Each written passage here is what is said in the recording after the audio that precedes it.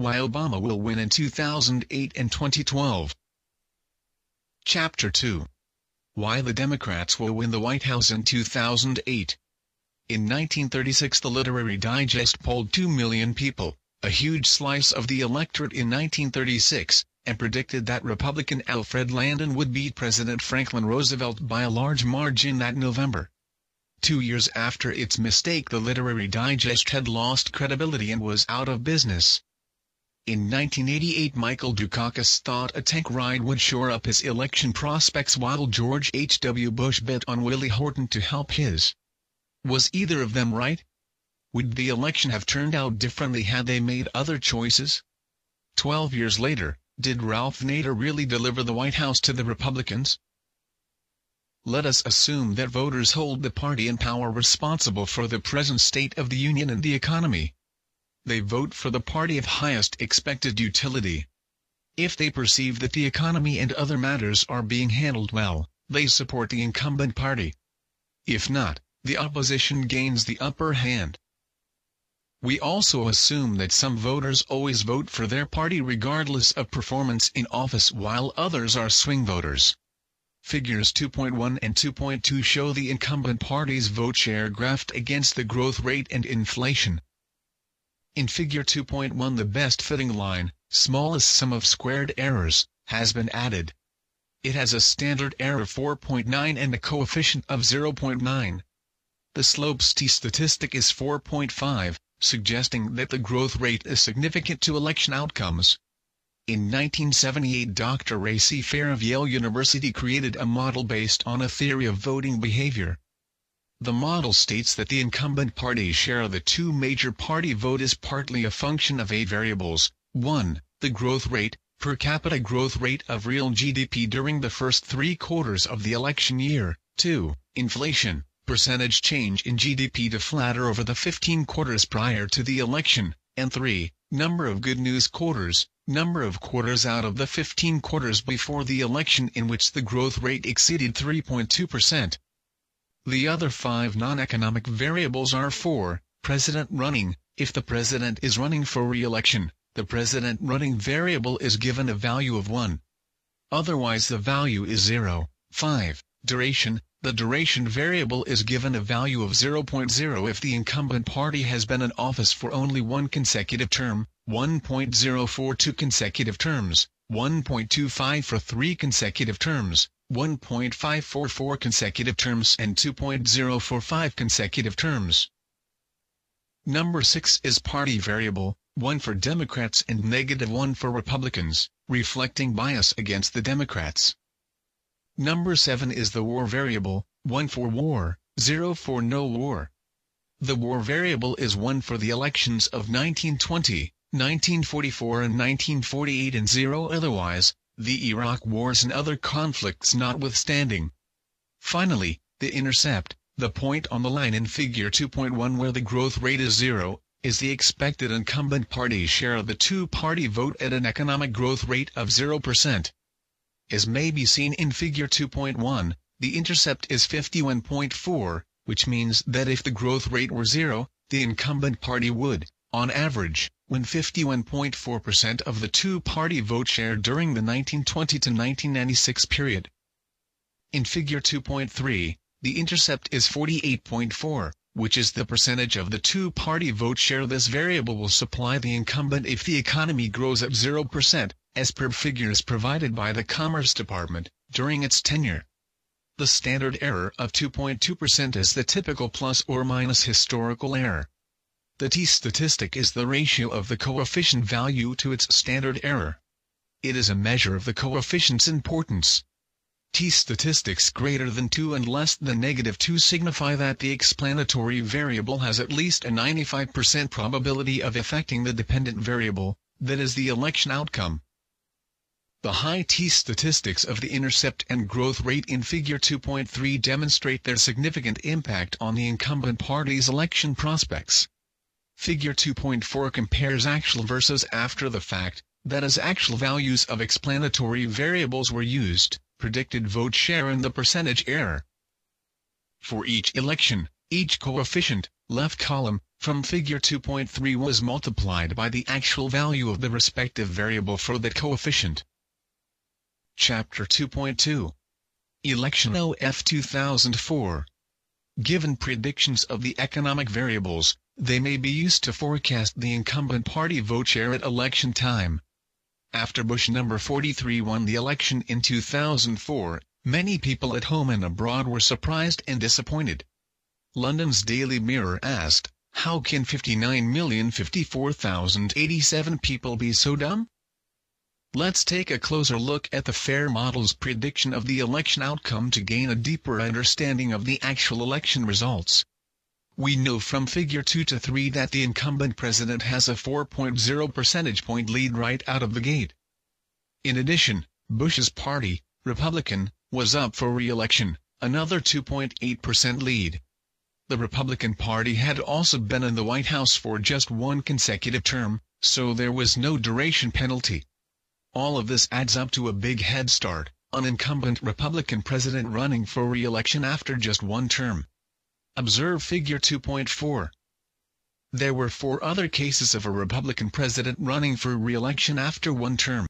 In 1984, President Reagan beat Walter Mondale with 59.2% of the vote.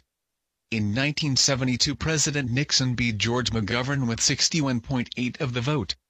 In 1956, President Eisenhower beat Stevenson with 57.8% of the vote, and in 1924 President Calvin Coolidge beat Davis with 58.2% of the vote. In November 2001, FAIR's model, including his predicted economic variables, predicted that Bush would win the 2004 election with 56.9% of the vote, figure 2.5. In November 2004, Bush actually won 50.8% of the two-party vote, Kerry D. won 48.3% and Ralph Nader, Green Party, won 0.4%. Voter turnout was 6.4% higher than in 2000, the largest increase since 1952, and at 60.7% the highest turnout since 1968. A total of 122 million Americans voted. 78 million eligible voters did not vote, allowing Bush number 43 to win with only 30% of the eligible vote, that is 26% of the voting age population. Chapter 2.3. Election of 2008. What does the FAIR model predict for 2008? Since the 3 2008 explanatory economic variables are still unknown, as of August 2007, they must first be estimated. But even without them, the Republicans face major headwinds. The equation to predict the 2008 presidential election is, vote P equals 46.61, 4 variables plus intercept plus 0.680 multiplied by growth minus 0.657 multiplied by inflation plus 1.075 multiplied by good news. Where party is -1, person is 0, duration is 1, and war is 0. Multiplying these values by their respective coefficients and adding the intercept gives a value of 46.61. The standard error is 2.54%. Chapter 2.4. Outlook for the election of 2012. Looking ahead to 2012, what are Obama's prospects for a second term? As figure 2.3 shows, the growth rate is significant. There is still time for the housing recession to worsen in 2008 and 2009 before bottoming out in 2010. A rebound in 2011 would be a good setup for the growth rate and good news variables during the first 3 quarters of 2012 to favor the incumbent. Inflation could be a real problem. Costs are rising sharply while the economy slows. This is called stagflation and was the backdrop to Jimmy Carter's defeat in 1980. The inflation variable could hurt Obama in 2012 just as it favors him in 2008. As the incumbent president, we will assume that he is the Democratic Party nominee. The president running variable is 1 since Obama will be running for re-election. This gives him a 4.0% leg up. Duration is 0 since the Democrats will have served only 1 term, so there is no duration penalty. The party variable is 1 because of the voter tendency to favor Republicans. Regardless of whether American forces are still in combat in 2012, The war variable will be assigned as 0 because it is not assumed that voters will disregard the other variables as they did in 1920, 1944 and 1948. Overall, the odds are good that Obama will win in 2012. Chapter 2.5. The 13 Keys to the White House. Dr. Alan Lichtman of American University has devised a presidential prediction system. He describes it as, the keys to White House are a historically based prediction system that retrospectively account for the popular vote winners of every American presidential election from 1860 to 1980 and prospectively forecast well ahead of time the winners of every presidential election from 1984 through 2004. The keys give specificity to the theory that presidential election results turn primarily on the performance of the party controlling the White House and that politics as usual by the challenging candidate will have no impact on results. To finish the rest of this chapter, please download the free book at www.hpub.org/Why Obama Will Win in 2012 by Daniel Bruno.